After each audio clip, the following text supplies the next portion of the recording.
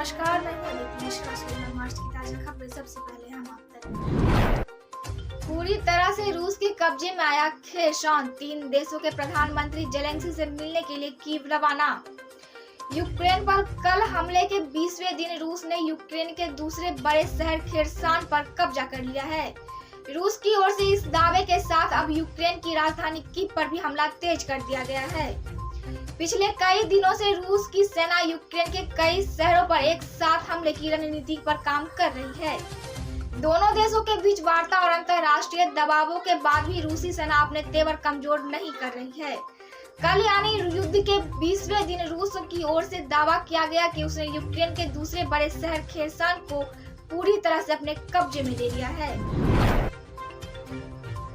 रूस यूक्रेन के बीच जंग का आज 21वां दिन है। इस बीच दोनों देशों के बीच अब तक कई बार बातचीत हो चुकी है, लेकिन जंग को समाप्त करने के लिए आम सहमति नहीं बन पा रही है।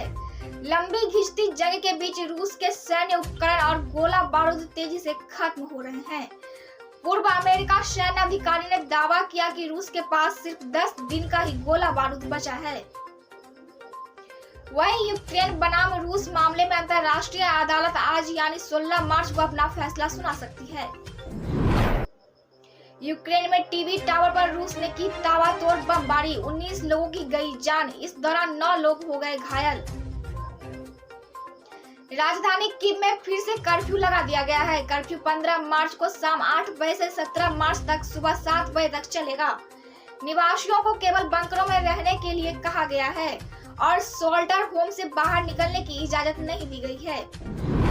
चीन के विदेश मंत्रालय के प्रवक्ता ने चीनी राजधानी में एक नियमित समाचार सम्मेलन में कहा कि यूक्रेन के मुद्दे पर चर्चा करने के लिए राष्ट्रों का G20 समूह एक उपयुक्त मंच नहीं है।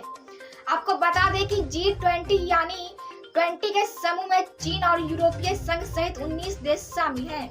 इसका अलग शिखर सम्मेलन इंडोनेशिया के बाली द्वीप पर अक्टूबर के लिए निर्धारित है। दिल्ली जयपुर के बीच बनेगा देश का पहला इलेक्ट्रिक राजमार्ग। नितिन गडकरी ने बताया क्या है उनका सपना।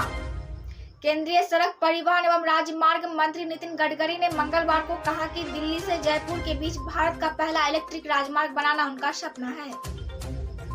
एक समारोह को संबोधित करते हुए गडकरी ने कहा कि मणिपुर, सिक्किम, उत्तराखंड, हिमाचल प्रदेश और कश्मीर में रोपवे केबल की स्थापित करने के लिए सरकार को अब तक 47 प्रस्ताव मिले हैं। उन्होंने कहा, मेरा सपना है कि दिल्ली से जयपुर के बीच एक इलेक्ट्रिक राजमार्ग बनाना। मंत्री ने कहा कि उनके मंत्रालय के पास काफी बजट है और बाजार भी इसे समर्थन देने के लिए तैयार है। वित्त मंत्री निर्मला सीतारमण ने बजट 2022-23 में सड़क एवं परिवहन मंत्रालय के लिए 1.99 लाख करोड़ रुपए आवंटित किए हैं।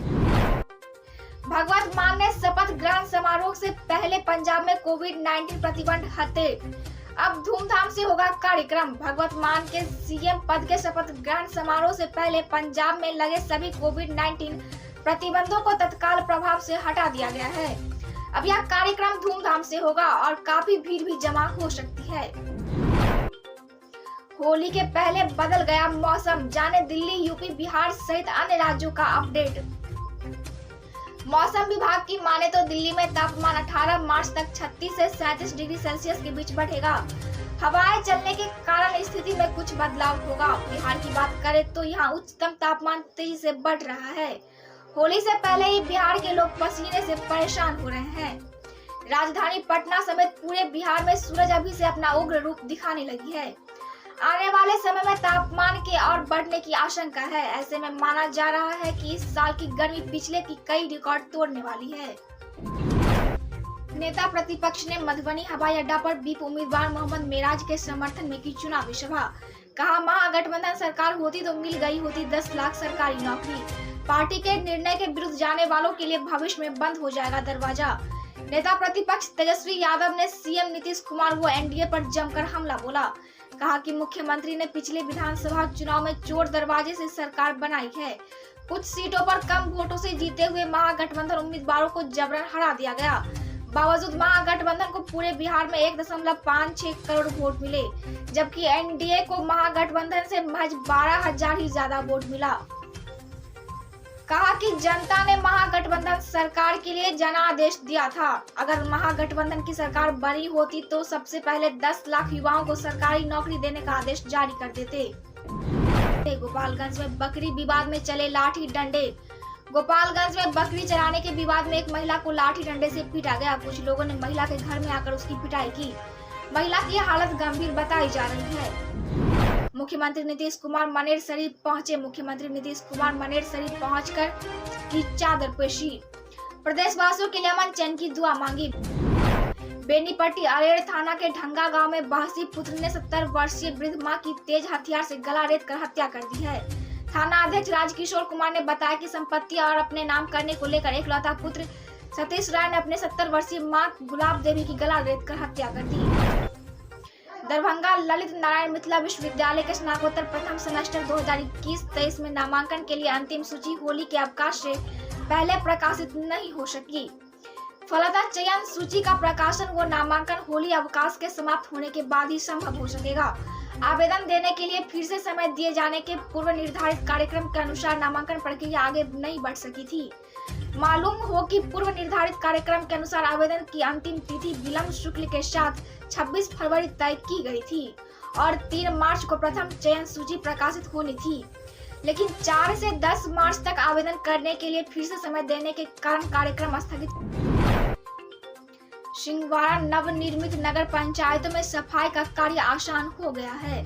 होली सहित अन्य त्योहारों के मौके पर ग्रामीणों को ग्राम सफाई के लिए मशक्कत करनी पड़ती थी। अब नगर पंचायत की ओर से सफाई का कार्य हो रहे हैं। सिंहवाड़ा एवं भरवाड़ा नगर पंचायत में संसाधन की कमी के कारण जैसे तैसे सफाई अभियान चलाया जा रहा है। होली के मौके पर ग्राम सफाई के लिए जागरूक ग्रामीण सफाई कर्मियों के संसाधन की कमी से संबंध में बार बार प्रश्न कर रहे हैं। दुकानदारों ने बताया कि कचरा ढोने वाले ठेला की कमी के कारण भरवाड़ा बाजार की तंग गलियों में कचरा की निकलना कठिन हो गया था। टोकरी बेचला आदि संसाधनों की कमी का आलम यह है कि सफाई कर्मी कचरा को साफ कर बोरा एवं कार्टून आदि सामानों में कचरा रखकर बाहर फेंक रहे हैं। दरभंगा ललित नारायण मिथिला विश्वविद्यालय के स्नातकोत्तर द्वितीय खंड की कॉपियों की जांच अप्रैल के प्रथम सप्ताह से शुरू होगी। अभी जगह पर तिथि तय होना बाकी है। इधर प्रतिष्ठा विषयों की प्रायोगिक परीक्षा संपन्न हो चुकी है, जबकि अनुसंधानित विषयों की प्रायोगिक परीक्षा 1-2 दिनों में संपन्न होने वाली है। दरभंगा मुजफ्फरपुर उच्च पथ 27 पर तेलिया पोखर के पास अज्ञात टाटा सुमो की ठोकर से कटासा पंचायत के कठलिया निवासी मोहम्मद साजिद गंभीर रूप से जख्मी हो गया है। बेहोश पड़े युवक को मौके पर पहुंचे ग्रामीणों ने मदद शुरू की। स्थानीय स्तर पर उपचार करने के बाद बेहतर इलाज के लिए डीएमसीएच भेज दिया गया। बताया गया है कि उत्तक युवक बाइक से कटिहार से दरभंगा जा रहा था तो तेलिया पोखर के पास एनएच पर पहुंचते ही सामने से आ रही टाटा सुमो ने ठोकर मार दी। ठोकर लगने के बाद चालक गाड़ी को लेकर सिंहवाड़ा की ओर भाग निकला।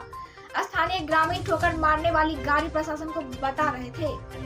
दूसरी ओर चाकू के वार से जख्मी मुजफ्फरपुर जिला के कटरा थाना क्षेत्र के चिरचिरी निवासी श्याम कुमार को इलाज के लिए सिंहवाड़ा सीएमसी में भर्ती कराया गया है। देश में 0.08% मामले रह गए हैं सक्रिय। 98.7% हो चुके हैं ठीक। भारत में सक्रिय यानी एक्टिव मामलों की संख्या लगातार कम हो रही है। अब सक्रिय मामलों की संख्या 33,917 हो गई है। केंद्रीय स्वास्थ्य एवं परिवार कल्याण मंत्रालय द्वारा जारी आंकड़े के मुताबिक पिछले 24 घंटे के दौरान देश में 2,568 मामले सामने आए हैं। देश में अब सक्रिय मामलों की दर 0.08% रह गई है, जबकि रिकवरी दर 98.7% तक पहुंच चुकी है।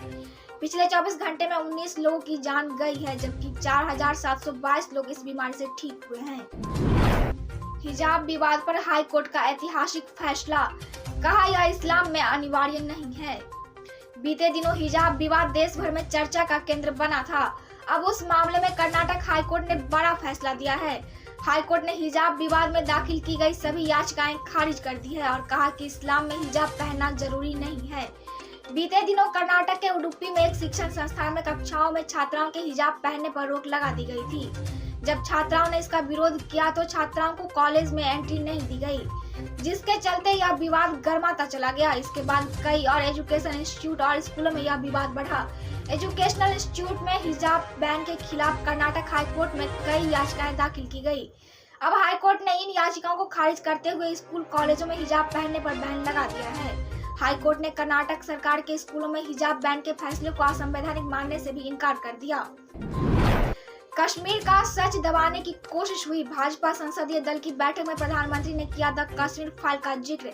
दिल्ली के अंबेडकर भवन में बीजेपी संसदीय दल की बैठक में द फिल्म कश्मीर फाइल का जिक्र करते हुए प्रधानमंत्री मोदी ने कहा कि फिल्म में जो दिखाया गया वो सत्य को दबाने की कोशिश की गई। मोदी ने कहा कि हमेशा फ्रीडम ऑफ एक्सप्रेशन के झंडे लेकर घूमने वाली पूरी जमात बौखला गई है। द कश्मीर फाइल 90 दशक में कश्मीरी पंडितों के साथ हुए नरसंहार और पलायन की त्रासदी के इर्द गिर्द बुनी गई है। मोदी ने कहा कि सच को दबाने के लिए कैसे एक एसोसिएशन काम करता था। 2 दिन पहले ही फिल्म के निर्माता ने प्रधानमंत्री मोदी से मुलाकात की थी। मोदी ने इस फिल्म की तारीफ की। अब मुझे दीजिए इजाजत, मिलेंगे कल फिर नई खबरों के साथ। तब तक आप देखते रहे हम आपका